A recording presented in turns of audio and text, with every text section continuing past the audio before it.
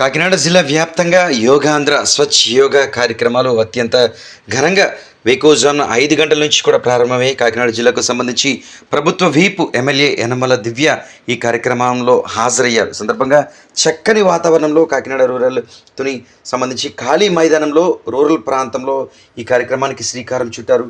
పట్టణానికి ముఖ్యంగా నగరానికి రూరల్ ప్రాంతానికి సంబంధించిన వేలాది మంది ఈ యోగా కార్యక్రమంలో పాల్గొనేందుకు ఆ ప్రాంతానికి చేరుకున్నారు. ప్రశాంతతకు మారు పేరైన ప్రాంతంగా ఆ ప్రాంతం అక్కడ చూడచక్కగా ఆకట్టుకుంది. ఎందుకంటే యోగా అంటేనే ఒక రకమైన ప్రశాంతత. ఇక ఆ యోగా చేసే ముందు యోగా యొక్క గొప్పతనం, యోగా చేయడం ద్వారా మనం ఎలా ఉంటాం, ముందు నిశ్శబ్దం ఏ విధంగా పాటించాలి, దాదాపు వేలాది మంది అక్కడ ఉన్న చీమ చిటిక్కుమనకుండా ప్రశాంత వాతావరణంలో యోగా గురువులు ఆధ్వర్యంలో ఈ కార్యక్రమం జరిగింది.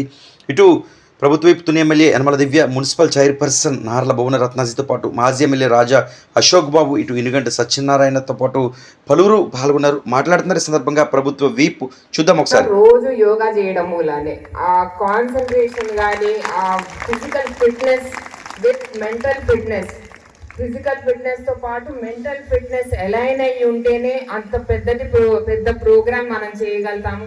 పిల్లల్లో కూడా నేర్పించండి. ఫిజికల్ ఫిట్నెస్తో పాటు డైలీ స్కూల్లో స్పోర్ట్స్తో పాటు మెంటల్ వెల్బీయింగ్ అనేది వెరీ ఇంపార్టెంట్. అదే ఈ తరానికి అయితే, ఈ ఆల్ఫా తరంగా అయితే వెరీ ఇంపార్టెంట్ మెంటల్ ఫిట్నెస్ అనేది. వాళ్ళకి యాంగ్జైటీలో గురి కాకుండా ఉంటారు వాళ్ళు. సో మెంటల్ ఫిట్నెస్ కేవలం ఒక మెడిటేషన్ ద్వారానే వస్తుంది. కాబట్టి నేను మేడంకి కూడా, భువనేశ్వరి గారికి కూడా నేను చెప్పాను, స్కూల్లో ఇంట్రడ్యూస్ చేయాల్సింది ఎలా అయినా అని చెప్పేసి, రోజు ఒక ½ ఈ కరికులంలో యాడ్ చేయాల్సిందే అని చెప్పేసి. అలానే దానికి నేను మన విచ్చేసినటువంటి యోగా గురువులకి, అలాగే యోగా వాలంటీర్స్ అందరికీ కూడా నా ప్రత్యేక కృతజ్ఞతలు, ధన్యవాదాలు. మీరందరూ ఇంత స్ఫూర్తితోటి ఇవాళ చూస్తున్నాను. నేను చిన్న పిల్లలు కూడా ఉన్నారు ఇక్కడ. వాళ్ళందరూ ఎంతో స్ఫూర్తితోటి వాళ్ళ వచ్చి యోగా చేశారు.